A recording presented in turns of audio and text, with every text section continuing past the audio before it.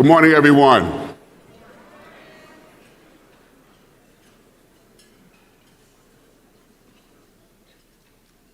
Thank you all so much for coming. It's a tremendous honor to be here for my 5th State of the City address.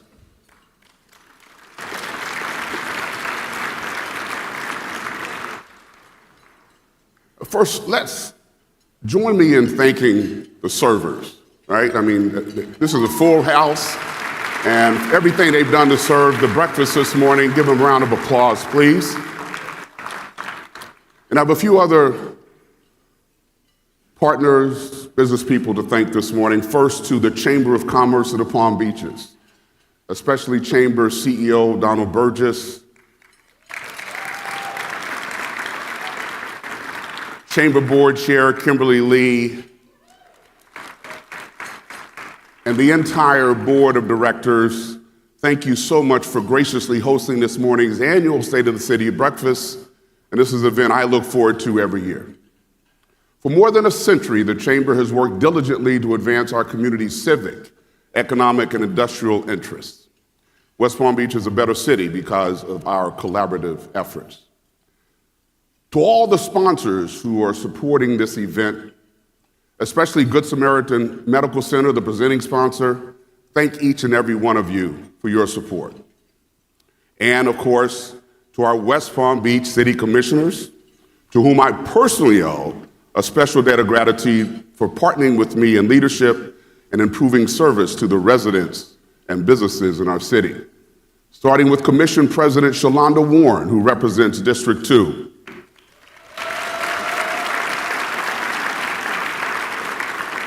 District 1 Commissioner Kathleen Ward. District 3 Commissioner Christy Fox. District 4 Commissioner Joe Peduzzi. And District 5 Commissioner Christina Lambert. Thank you, commissioners, for your service, commitment, and all that you do on behalf of our residents.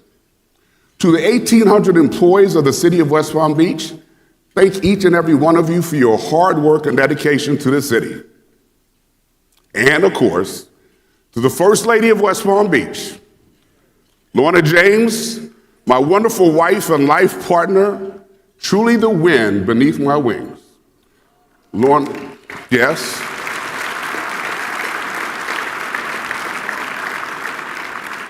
Lorna, none of this would be possible without your love and support. Lorna, I love you.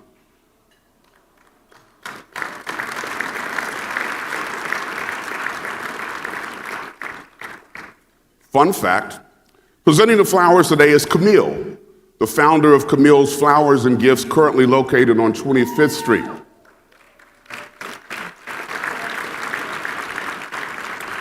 However, thanks to a CRA initiative and a $30,545 First Steps grant, Camille's Flowers will soon be moving to the Sticks in the historic Northwest neighborhood, where for the first time in their 30-plus years of being in business, they will own their building and will no longer be a tenant.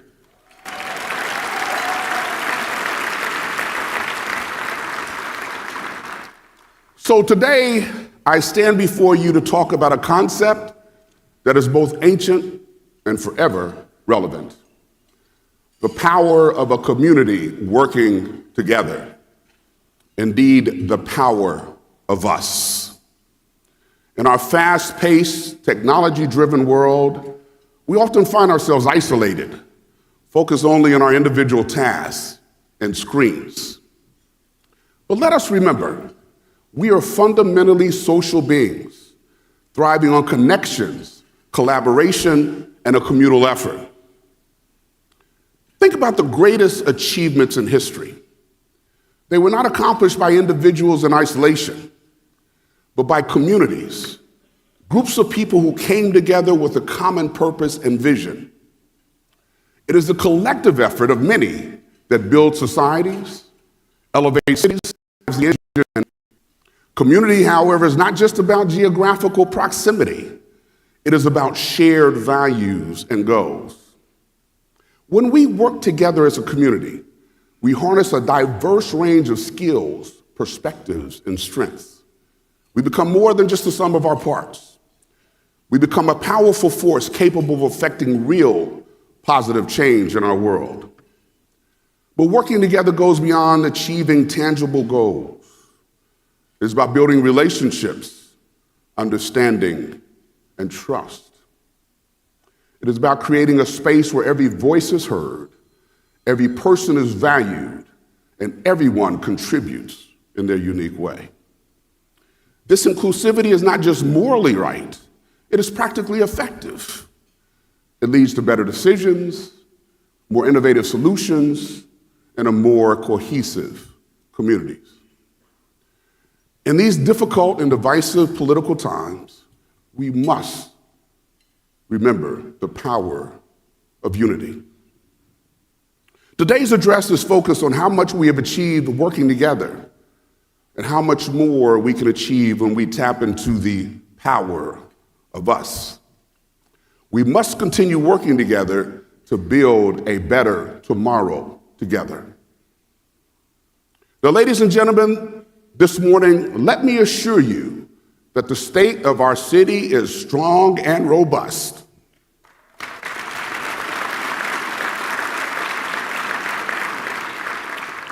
We are experiencing transformational growth that captivates attention far beyond our borders. It's the type of growth every city strives to achieve and envisions in its dreams. West Palm Beach is attracting lots of positive attention and interest due to this transformational growth. When I interact with other mayors as I travel around the country, people know who we are, and they have heard about West Palm Beach's explosive growth. They know about our business-friendly culture and our ability to simply get things done. They know about all the new developments and public-private initiatives occurring in our great city. They know we have the #1 green market in the country and have won several other award-winning events. And they ask, how are we creating this model capital city in Palm Beach County? They want to know the nature of our secret sauce. Now, my vision is to make West Palm Beach a community of opportunity for all. This vision captures not only our city's future, but highlights our diversity and our inclusiveness. On the topic of inclusivity, we must acknowledge that these are not ordinary times. Recently, we have been confronted with the ugly reality of anti-Semitism in America, in the world, and even in our own backyard. Last year, after an anti-Semitic symbol was displayed on the AT&T building in our downtown, and despicably offensive leaflets were distributed throughout our city responded with resilience and unity. We swiftly implemented measures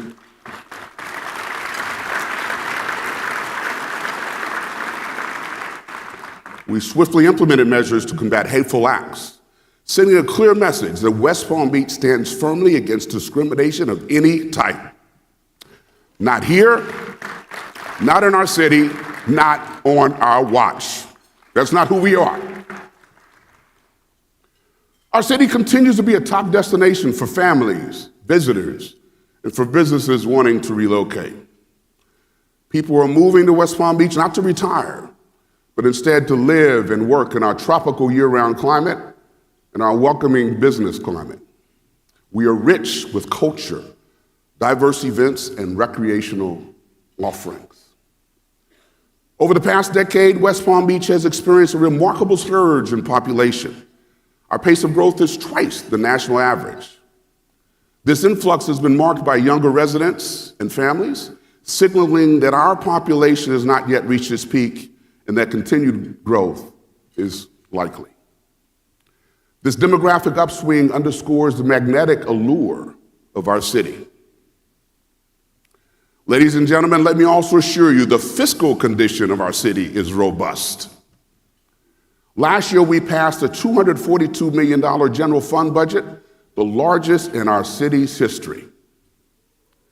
Since I took office in 2019, the city has witnessed an unprecedented rise in assessed property value. Residential and business property values have increased by more than 25% over the past 5 years, and more than 15% in just the last year. For the second consecutive year, we have lowered the millage rate. Y'all can clap for that. Who doesn't clap for lower taxes, right? Also, to provide an additional well-deserved tax break for our seniors in West Palm Beach for the second consecutive year, we passed an additional $25,000 homestead exemption for qualified seniors. Some of y'all are seniors out there, so you're feeling me on that one, okay. The approved budget includes increased funding for large-scale special events, housing services, public health and safety, and safer parks and public spaces for the enjoyment of all. The budget also includes $1.42 million in additional funding for roadway repairs and $200,000 for mobility and transportation projects. But most significantly, this budget reflects a substantial investment in the city's workforce. Our employees are the lifeblood of the city and critical to our ability to provide high-quality customer service to our residents. So to help us retain and recruit top talent, the city updated its employee compensation structure, providing non-public safety employees with unprecedented salary market adjustments. We took the same action last year for our public safety employees. Yes, thank you. I want to publicly acknowledge and thank City Administrator Faye Johnson for her invaluable professional assistance and wisdom in navigating us through these corrective measures. Faye, thank you. As we look to the future, let us remember the wisdom of the great educator and author Peter Drucker, who said the best way to predict the future is to create it together. Last year, my administration aggressively pursued federal grants to help us address some long underfunded priority projects. I'm happy to report that we did have significant success. Last year, the city was awarded $8.1 million in a federal RAISE grant to make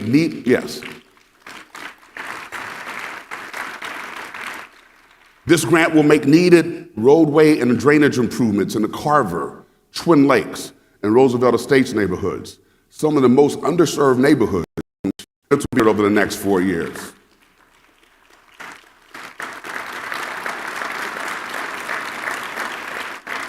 I'm happy to report that it was the largest of 3 grants awarded to South Florida cities. Thank you, Congresswoman Lois Franco, in your absence, for your assistance. Thank you, Lois.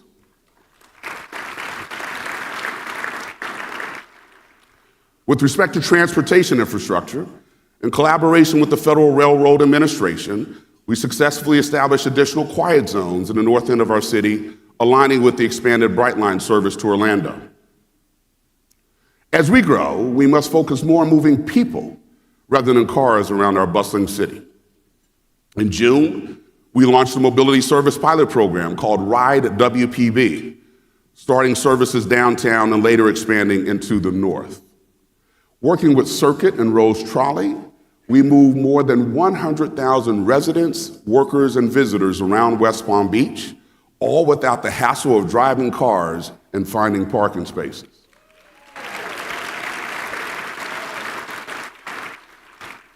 Beyond that, this all-electric transportation program created 42 new jobs and reduced greenhouse gas emissions by 18 metric tons. In addition, WPB Go, a public-private partnership, was formed with the goal of reducing the drive-alone rate into the downtown area. This coalition will provide incentives to downtown businesses and their employees to encourage further adoption of transit ridership, ride-sharing, biking, and walking, thereby reducing traffic congestion. Last year, we invested $20 million in transformative capital improvement projects, which allowed us to complete more than a dozen high-profile projects. The city also invested over $3 million in roadway resurfacing projects, repaving 5.4 miles of road and upgrading ADA access, and invested $500,000 into repairing sidewalks, something we will invest in each and every year. Our Community Redevelopment Agency has been working with residents, property owners, businesses, developers, and other community organizations to foster redevelopment within the downtown and the historic Northwest. Over the past year, yes, please.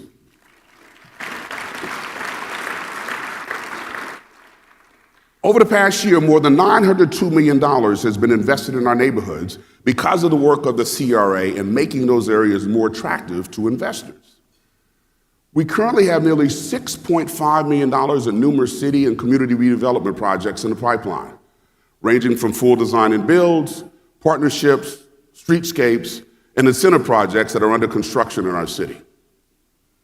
Moving ahead, we are set to break ground on the transformative $32 million Curry Park renovation this year, revitalizing that 7-acre waterfront park with updated sports courts, boat launches, and green space for events.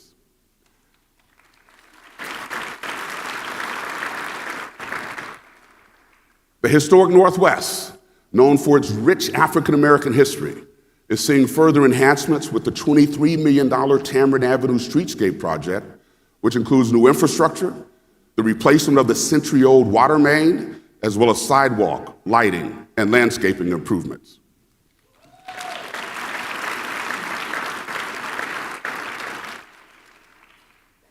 Developers of Nora are transforming old warehouses along North Railroad Avenue into a vibrant $170 million residential and entertainment district featuring new restaurants, retail, office, hotel, and residential spaces located just north of downtown.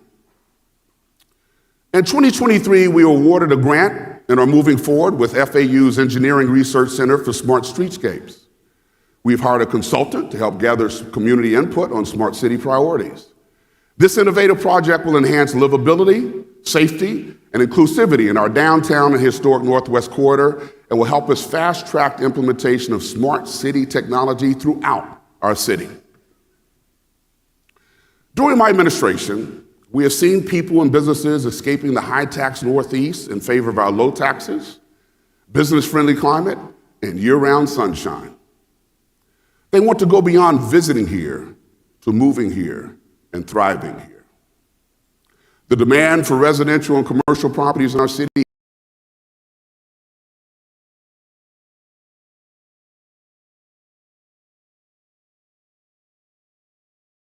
with landscape outdoor terraces and pickleball courts. West Palm Beach is now a destination for major finance companies seeking low taxes and warm weather. That's become a game changer for the market, end quote. I'm pleased to share that right now we have over 2 million square feet of office space in the development pipeline.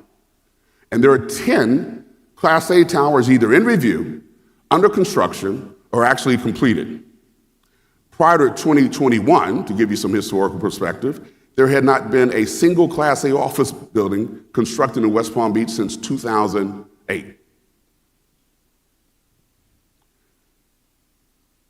Another area of success, another factor that measures success in our city are hotel developments. Historically, West Palm Beach has been perceived as a seasonal city, but the vacancy rates in our hotels have never been lower throughout the year. I wish I had one of those flags that said breaking news. I'm gonna give you some breaking news right now. Last week I learned that Related Southeast is about to file plans for a new convention center hotel with 400 rooms right next to the room. Yes. That will be an expansion of the Hilton Hotel. Having those 400 new rooms right there on the campus of our convention center will enable us to attract larger conventions. It will attract more people to come to West Palm Beach. Very, very exciting, but not only that, that hotel will have 250 employees, new employees, permanently working there at the hotel, and it will create $6 million of tax revenue to the city and county going forward. Thank you, Related Southeast. We look forward to hearing more.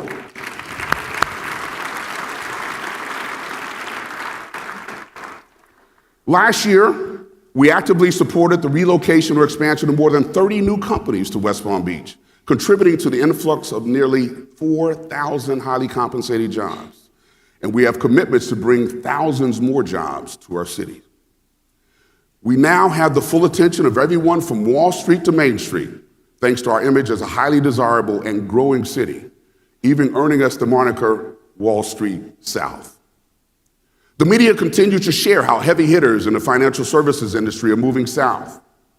But it's not just the financial sector. Tech, construction, multimedia, life sciences, and healthcare companies are also making their way into West Palm Beach. Residential development is also happening at a rapid pace. In 2021, we adopted a downtown housing incentive program and a citywide workforce housing incentive. These actions have resulted in nearly 20 new developments that are either in review, under construction, or actually completed. Living downtown has become very desirable, with nearly 11,000 people calling it home. Now, we recognize that housing costs remain too high for too many. Housing prices continue to pose significant challenges for many in our community, especially to our essential workers, administrative assistants, nurses, teachers, and hospitality staff.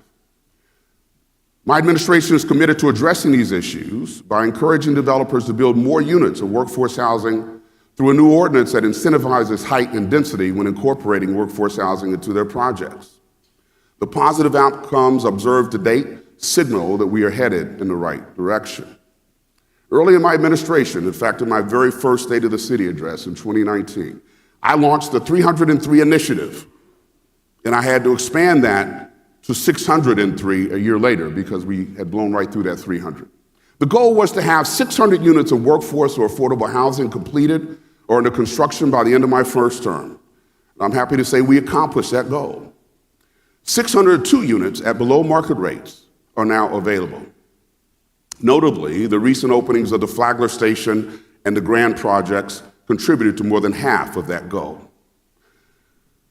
Now, as impressive as the numbers are, every number has a human story behind it. Let me share one. At the grand opening of Flagler Station, a woman took the podium and courageously told the gathered crowd her story. She mentioned that she had been homeless for 4 months. She had lost her daughter in 2021 as a result of someone putting fentanyl in her daughter's drink. Then, in her words, she just simply lost her way of living. She just couldn't find herself. But somehow she heard about the Flagler Station project, and she checked into it. When she called, she was warmly received by property manager Courtney. She ultimately was accepted as a tenant, and she told the gathered crowd that she could not ask for a better place to live. She was so appreciative of having an affordable place to call home. Courtney and Kimberly, could you stand for some recognition? Where are you?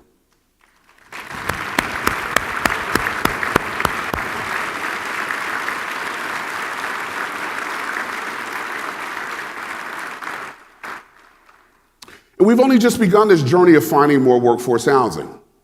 Because as I just stated, each person, each family that finds an affordable home is a victory. The city continues identifying projects that will create additional affordable workforce housing beyond this initial goal. Currently, we have more than 350 units in the pre-development stages. Another ingredient in the secret sauce of West Palm Beach is a spirit of collaboration that exists between the public and private sectors on the topic of vital concern to the future of our city. That is our youth, our children, and our children's children. My administration has worked hard to create an environment whereby the private sector wants to invest in the future of our city. Let me give you a few recent examples that prove that concept. First is the park.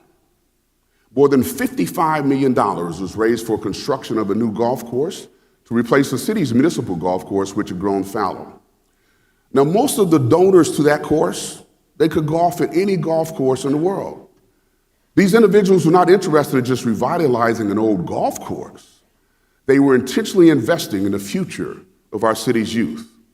They were interested in creating a space for growth, mentorship, and opportunities beyond the greens. Since its opening last year, the park has welcomed more than 30,000 players, 25% of whom were city residents. And beyond golf, the park serves more than 50 families in West Palm Beach with after-school programs at The Path, offering assistance with homework, financial literacy, STEM, art, and college preparatory classes. Second example is the Cox Science Center. The Cox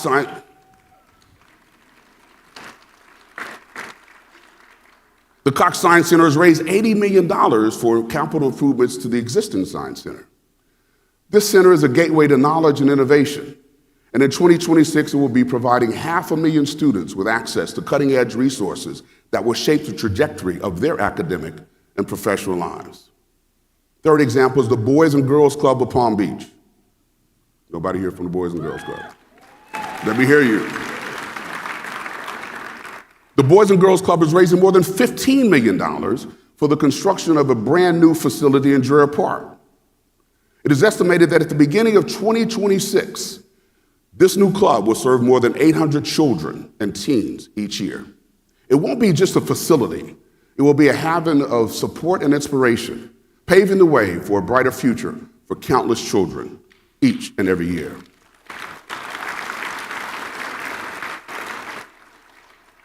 And a fourth, most recently, the Related Together Fund was established by Stephen Ross and the related companies.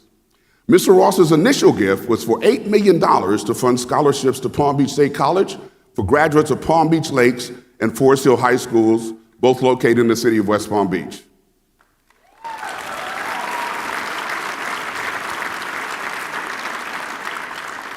This scholarship fund is forging pathways to higher education, empowering graduates from our local high schools to pursue their dreams and contribute to the growth of our city. Now, Related Together could have been established in any community in which Related Companies does business. So I am so grateful that they chose West Palm Beach. Thank you, Mr. Ross and the Related Companies team.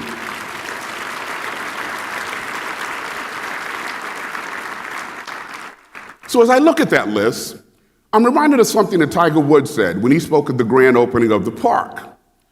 Tiger mentioned he made his contribution to the park, which was quite significant, by the way, because were it not for public golf courses, he would not be the golfer he ultimately became. Now, ladies and gentlemen, I'm going to go out on a limb here. I confidently predict that 15, 20, 25, even 30 years from now, some man or some woman will be speaking somewhere, and they will say that were it not for the park, or the Cox Science Center, or the Boys and Girls Club, or even Related Together, that speaker would not be the doctor, lawyer, engineer, nuclear physicist, astronaut, or even president of the United States that they have become.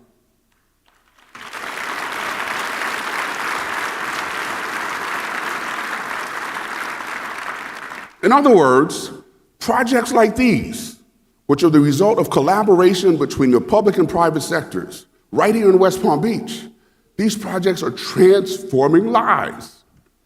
That is the power of us.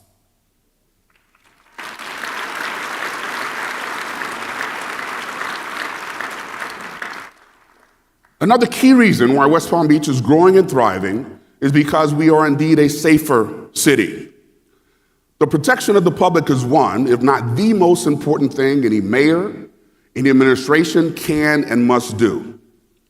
So we must continue to make investments in crime fighting and fire rescue safety tools and so much more. As your mayor, I am committed to addressing the pressing issue of crime in our city. I want to thank the West Palm Beach Police Department leadership for partnering with the state attorney's office to ensure that those who come to our city to commit crimes will be held accountable.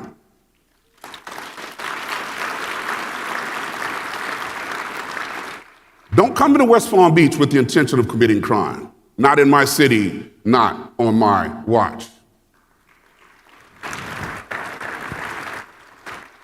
And the evidence speaks for itself. Violent crime rates in the city of West Palm Beach have reached a 20-year low.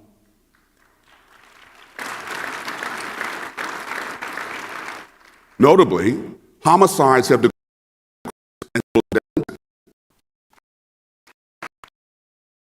Efforts of our brave men and women in blue, we now indeed have a safer city in West Palm Beach.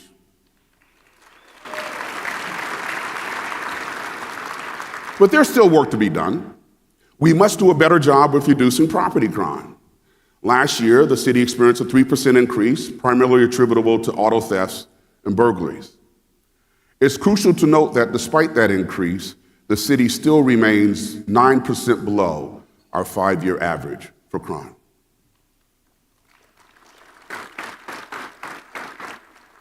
Last year, after hearing from residents at a neighborhood meeting, Chief Frank Adderley commissioned a special operation under the direction of the Special Investigations Division to reduce criminal activity in the Broadway corridor. The goal of this detail was to combat violent crimes and quality of life issues, and it has worked. In May of last year, Operation Blockbuster took place in the Northwood Legacy neighborhood. West Palm Beach Police, along with other state agencies, removed illegal guns, drugs, cash, and even broke up a prostitution ring. That operation led to 29 arrests.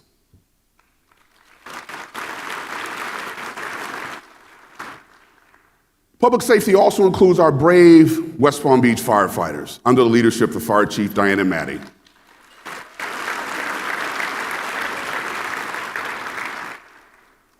In 2023, the department responded to a record 31,680 calls, breaking the previous record of 30,603 calls in the previous year, 2022. That's about 87 calls a day. These dedicated West Palm Beach Fire Department men and women worked around the clock to protect you and your families. Our newest fire station, Station 8 on North Lake Boulevard, opened fully staffed with top firehouse technology, making our fire personnel better able to serve the needs of our Western communities. In fact, since the new station opened, they were able to respond to more than double the previous call volume in less time, saving more lives and preserving more property faster.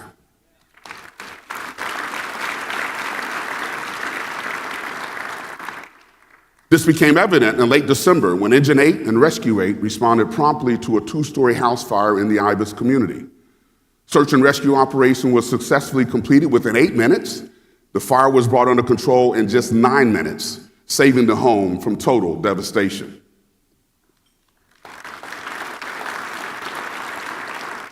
Let me share with you a story of unparalleled heroism that unfolded on the night of February 14th last year. On a dark stretch of Interstate Highway, first responders found a vehicle on the side of the road with very heavy front-end damage and a fire in the engine compartment. The first responders found a female victim lying on the ground outside the vehicle with serious injuries. In all the chaos, she was able to whisper, "My baby, my baby." While the firefighter from the engine worked with the driver engineer to extinguish the fire, another officer searched inside the smoke-filled car. The officer searched with his hands and found a baby car seat, but no baby. There was a large hole in the windshield, and firefighters feared the baby may have been ejected out of the automobile. Crews searched the roadside scene for the baby, but found nothing. Thinking outside the box, Lieutenant Wilmer Morales sprang into action, retrieving a thermal imaging camera and an LED flashlight from the truck, and he searched inside the vehicle a second time. After a few minutes, he noticed a big, bright, white glow. It was a diaper. Through the smoke and debris inside the vehicle, he located an infant partially wedged inside the glove box. He carefully pulled out a limp, 4-month-old baby girl and handed the little baby to the waiting paramedics for advanced life support care. Both the baby and mother were taken to St. Mary's Trauma Center. Thankfully, a combination of the officer's strategic thinking, adept use of specialized equipment, and intense fire training resulted in saving this little girl and her mother.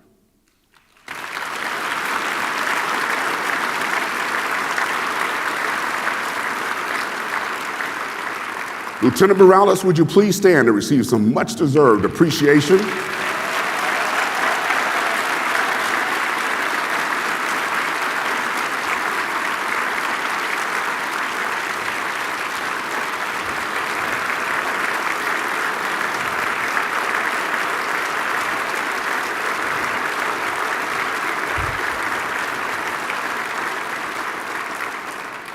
Thank you, sir, for your swift action, heroism, and extraordinary valor. Our city is lucky to have you on our team. To improve customer service to our residents, we introduced WPB-TV, a new online service request and ticket tracking portal. This technology provides residents with a more efficient and proactive option to submit service requests, ask questions, or inquire about utility payments. Since its introduction, more than 3,300 service requests have been entered by residents and staff. In short, we have an app for that. The transformative impact of public art is also on display throughout our city. The public and private sectors are working together to ensure accessibility to high-caliber art for our residents and visitors, brimming with visionary and timely projects that are of this time, including the recently unveiled Genius Loci by Nikisha Durrett at Heart and Soul Park, Orchid City by native West Palm Beach artist Ben Leone for Anya Apartments, and the commission of portals by internationally renowned artist Fred Eversley for the One Flagler project. Our city indeed has a robust public art landscape.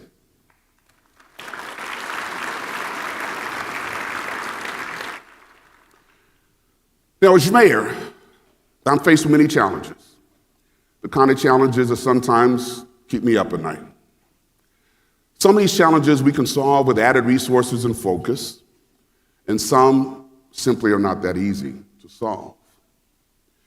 Like many cities all over this country, we continue to be challenged by the number of people experiencing homelessness. At the start of my administration, the city had one full-time employee performing homeless outreach. To address the growing problem of the unhoused, the growing number of the unhoused, we increased the number to 10 full-time employees to address our enhanced homelessness efforts. Every day,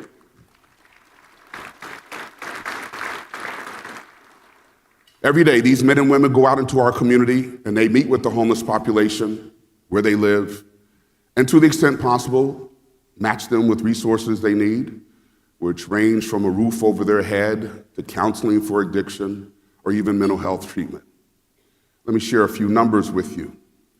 In 2023, the Homeless Advocacy and Response Team successfully housed or sheltered 246 chronically homeless individuals. These teams reconnected 86 chronically homeless persons to loved ones or family members through the city's Homeward Bound program. The city provided 66 homeless individuals with referrals and access to mental health and substance abuse assistance. Through our collaboration with the Healthcare District in St. Anne's Place, an additional 251 individuals were referred for mental health and substance abuse assistance. Now, despite our efforts, 119 individuals simply refused the city's services, which we found heartbreaking. Hopefully, with the opening of the new Eva W. Mack Community Hub, we can improve on those numbers.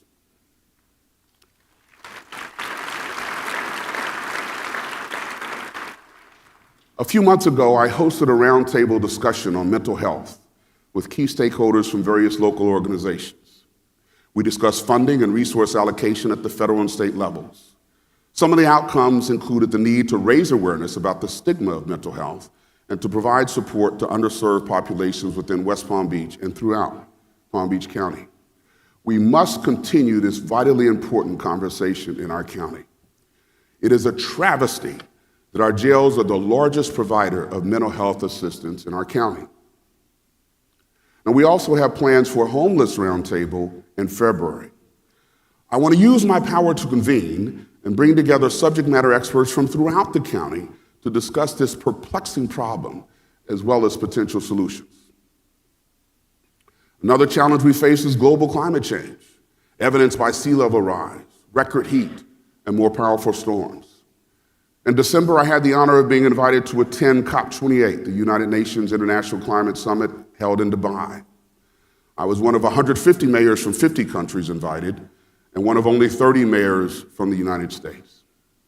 I attended several sessions, including a session with a panel of heads of state from the UK, Kenya, France, Colombia, the Bahamas, and Ghana. COP28, an annual event sponsored by the United Nations, is a platform for countries and local governments to set targets share best practices, and make commitments to combat climate change, including transitioning away from fossil fuels by 2050. Now, in our pursuit of knowledge and resilience, the city has undertaken some important initiatives. We partnered with a leading firm to conduct a comprehensive vulnerability study, aiming to identify our most at-risk areas and outlining strategic. Intensive study continues. We will gain more knowledge about our risks and opportunities through the vulnerability assessment planning process, which will be completed this year. I'm proud to share that West Palm Beach has already achieved a few noticeable accomplishments. For a fifth year, we are one of 35 cities nationally and the only Florida city recognized as an A city by the Carbon Disclosure Project, demonstrating environmental leadership, action on climate change, water security, and following a climate transition plan. Thank you. We also received gold certification from LEED for cities and communities, which tracks progress towards sustainability, net zero, and equity objectives. And we successfully updated our Rethink Paradise, our sustainability action plan. Thank you, Penny Redford, who heads up the Office of Sustainability at the city.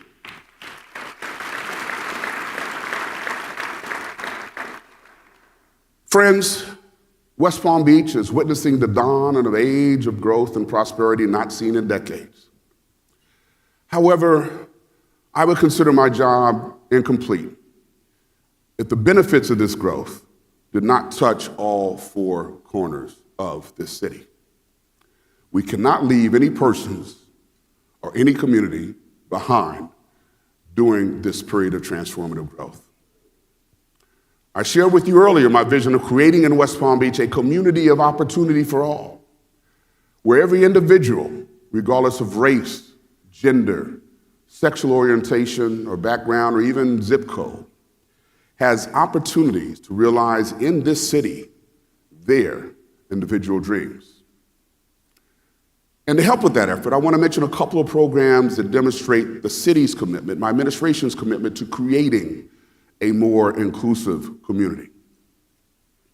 To foster entrepreneurship in communities of color, recognizing that robust entrepreneurial ecosystems contribute to the overall well-being of our communities, I introduced the Mayor's Jumpstart Academy. Over 10 weeks, participants in the Academy gained profound insights into building sustainable businesses, refining their business models, and fostering the skills to replicate success with their future endeavors. I want to publicly thank the Related Philanthropic Foundation for their $100,000 donation to help small businesses get their jump start on learning business skills. Thank you, George Perez and the Related team. Thank you.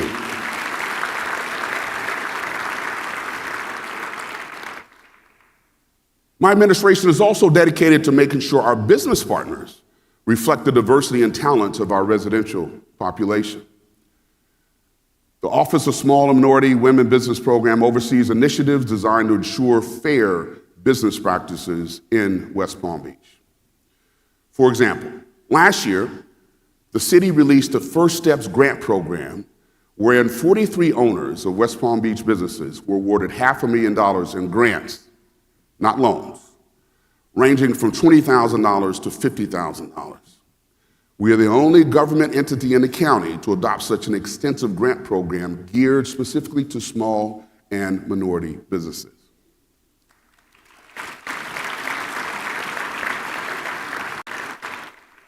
Now, ladies and gentlemen, we boast a commitment from yours truly. So, ladies and gentlemen, in closing, as we face challenges like climate change, inequality, homelessness, and housing affordability, the need for community has never been greater. Now, these are not issues that can be solved by any one person or any single organization. These issues require the collective effort, wisdom, and action from all of us working together. So let us commit to fostering strong, supportive, and collaborative communities. Let us reach out, connect, and work together. Let us share our skills, our time, and our resources. Let's listen to each other, learn from each other, and build a future together that we can all be proud of. Finally, we must continue to work together for a future where the spirit of unity and shared purpose guides us towards a West Palm Beach that is prosperous, harmonious, and is indeed a community of opportunity for all. Thank you. Thank you.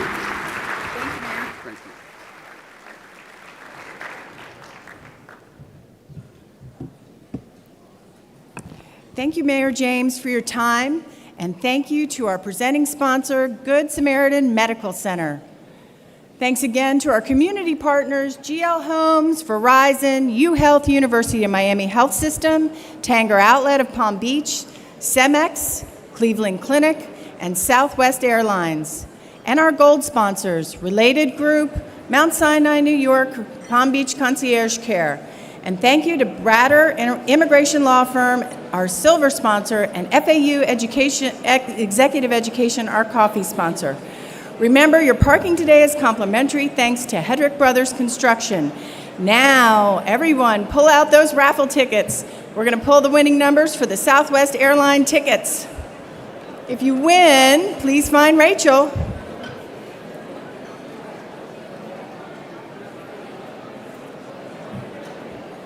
And the lucky winner today is 629-668. Please join us at the AI lunch